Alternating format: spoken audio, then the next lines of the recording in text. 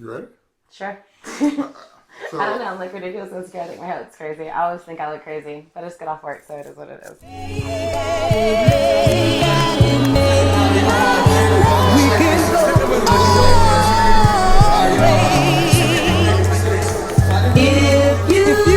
Champion bound, I'm Malcolm X with a pinch of Christ. Catches with the jab, I'm Floyd May, my defense is nice. Crafted by a Mac, I'm embedded to get the cheese. Genius with the beats, this pop art and I move with ease. Heart cold, apply pressure. Okay.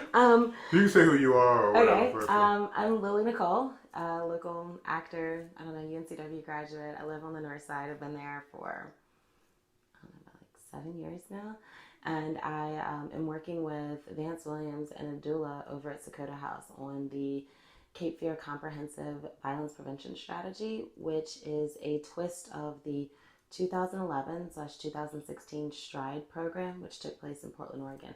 And it's a comprehensive strategy to combat violence here in our community. It's not like the only solution to community violence, but it's a really good, scalable, suggestible, and doable solution to community violence. It addresses community efficacy, community equality. It addresses community healing and trauma, like literal generational healing. Like we're trying to go back into the homes and find out like the root cause of things. And it also does a lot of preventative measures and like intervention type stuff. The biggest asset, I guess you could say, is the fact that it uses public health as its main tool, and the fact that public health is this over-encompassing language that prioritizes like the worst case scenario, and it prioritizes the most extreme situations. And currently right now, being Black in America is the worst case scenario. Wilmington, North Carolina stated it itself that racism is a public health crisis. For an event to get escalated to a public health crisis, it is like the worst of the worst. And across the nation, different counties and different cities and different states have declared that. With Wilmington's racial background and the racial tensions that have been either overlooked or brushed under or unaddressed for the past decades upon decades upon decades, it's a very, very pivotal tool that we're able to use. And when I say we, I mean the minority populations, the people of color, primarily the African Americans here in Wilmington. If you use public health currently to address what's going on, not only are you going to get like national attention, but you'll actually be able to sound as if you have yourself together, rather than just being a bunch of angry Black people out there shouting, talking about like, we're tired of you killing us. Now we can use the actual system's language to get inside of the system to break the system, because we all know the system's not here for us. We all know the system's not here to support us. And we all know that whether you want to believe it or not, you can't just do away with the system. If there's no suitable replacement, then you've got to get into the system to fix it. And so the best way is to use public health right now. And what the strategy that I've been working on does not only educates our community members to properly advocate for themselves, but it's going to elevate community members who are already doing the work. It's going to go inside of the community. It's going to highlight individuals who have been doing this free of charge, who have been advocating, who have been going inside to try and identify the community members who have been healing, the community members who have been intervening in like youth violence or even like middle-aged violence. And it's going to elevate them to a place not only that they have authority because they are specialists in their field, but it's going to give them a paycheck so that this can be what they do rather than just something that they think about hindsight. That's one of the biggest things that I've been putting my energy into. In conjunction with lowercase leaders, we are trying to connect and heal our community. Like our entire platform is community education and outreach. So not only do we want to get inside of the community, but we want to educate, and we want to educate ourselves on what the community actually needs and be able to reciprocate that level of conversation, and then do all outreach, whether it's healing outreach, whether it's educational outreach, whether it's connecting, putting different organizations in touch with each other. There's 1,200 nonprofits in Wilmington, and over half of them are doing the exact same thing. I mean, that doesn't make any sense. So if you can connect the dots and you can eradicate the middleman, then I feel like truly the over-encompassing community can move forward, but also the minority community will have a level playing field. And that's like my biggest goal right now, is just to put energy and effort into identifying and uplifting members and people who are doing what they need to be doing, and then getting the systems to support them. And when I say systems, I mean like the city council, and I mean the mayor, and I mean the commissioners, all the way up to the CDC. Like I've been on conversations with the CDC in the past 2-3 weeks trying to get our strategy not only overread and approved, but getting actual funding behind it, so we don't have to come out of pocket to do the programming that we've already been doing. Cool. So if anybody wants to try to support, join, or learn more, or get in contact with you, what would be the best way to do that? Right now, you can go to Sokotohouse.org. That is our main launch pad. And under there, there is my website, which is linked from it, lilynicole.art. But there's also Advanced Youth Outreach and Quality Life Performance, which are the three main nonprofits that are spearheading this organization or spearheading this initiative. We're the co-writers, the co-authors, the developers of this principle. But also under there, you can find what's called Cape Fear's Comprehensive Violence Prevention Strategy. There's a link to it. It gives you the full spread document. It has the appendix, and it refers back to anything that we've used for our research, as well as all of our supported methods. Anything that we're proposing currently is something that's tried and true, and it is based, and it's evidence-based. So someone's done it before. All we've done is adapt it to our specific situation, because unfortunately racism Kind of isn't like court, like in a court case. Yep. Once it's been proven, yeah, it's scalable. So you can take it from this location to this location, and what we're doing is applying it here in Wilmington. Fortunately, Wilmington demographically, and not just like people demographically, but like literally it's set up in the fact it's a port city and it's a functioning port city. Like we still have things coming and going.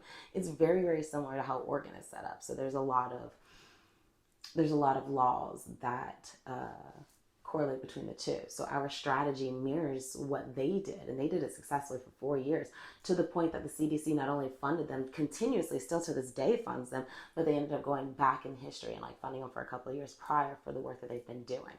So like what we're suggesting is evidence-based curriculum. Like someone's done it before and proved it's doable. Okay. Yeah, so it's not like the only suggestion. It's not like the solution to what's going on here. But like right now, it's a really good suggestion. And I'm not calling anyone out saying no one's doing anything, but like no one's got anything else going on.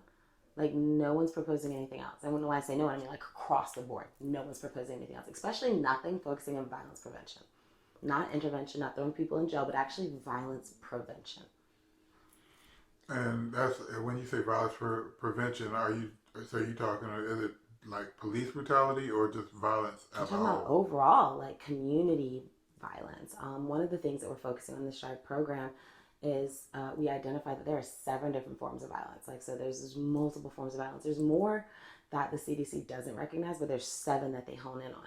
And what our comprehensive program and strategy proposal focuses on are 2 specific forms of violence: racially motivated structural violence, and then we also focus on interpersonal/community violence. So community violence is literally anything that takes place in the community. It can be the police running up in your neighborhood and like attacking you for absolutely no reason.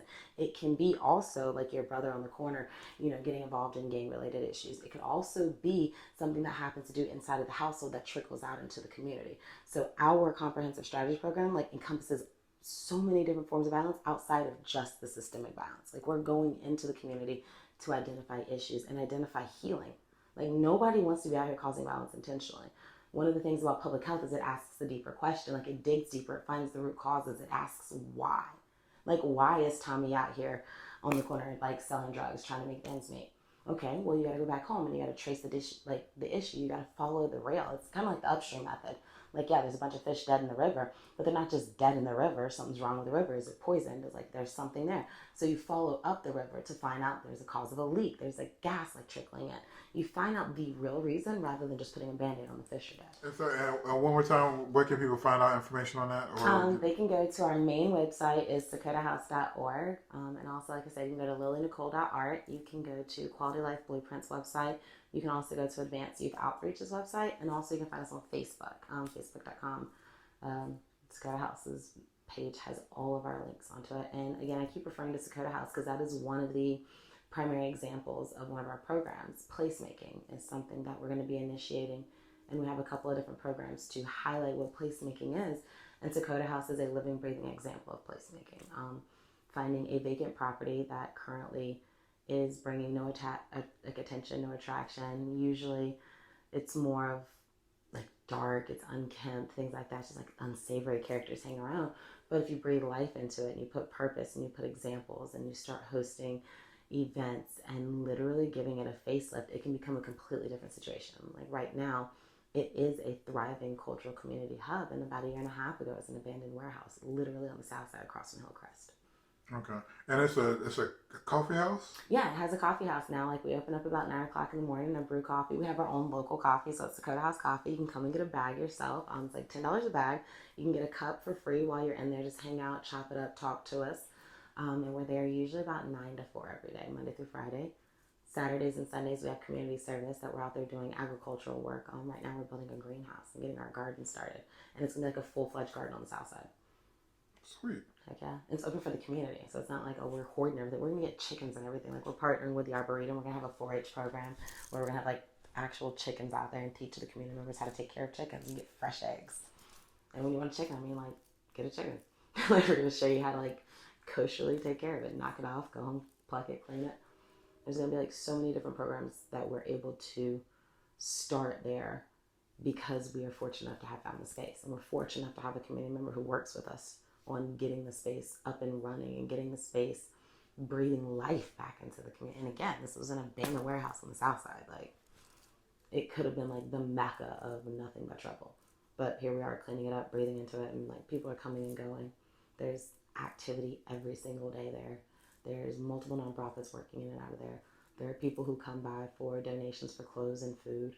There are Keep On classes that are being held there. We're going to start opening them to the public next month. There is, next week is next month. So yeah, like next week. Like, this year's like flying by already. But yeah, there's so much activity that's happening that wasn't happening just a year ago. Not even 6 months ago.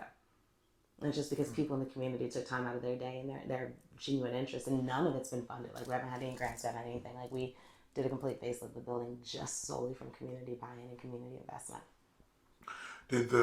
Would you say the pandemic helped or hurt that movement move along? Because you said you mentioned people have, and I only asked that because you said people have time. Oh, definitely. And I always say that the pandemic helped. It was like a perfect storm.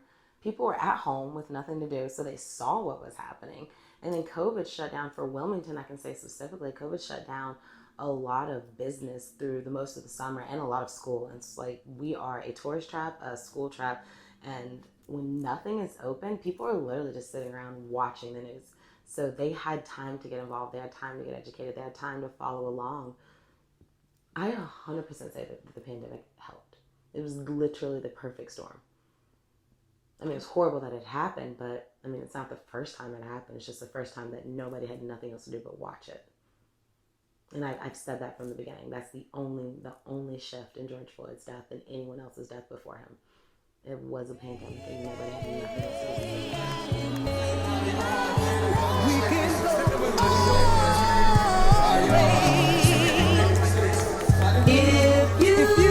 Champion bound to Malcolm X with a pinch of Christ. Catches with the jab, I'm Floyd made my defenses.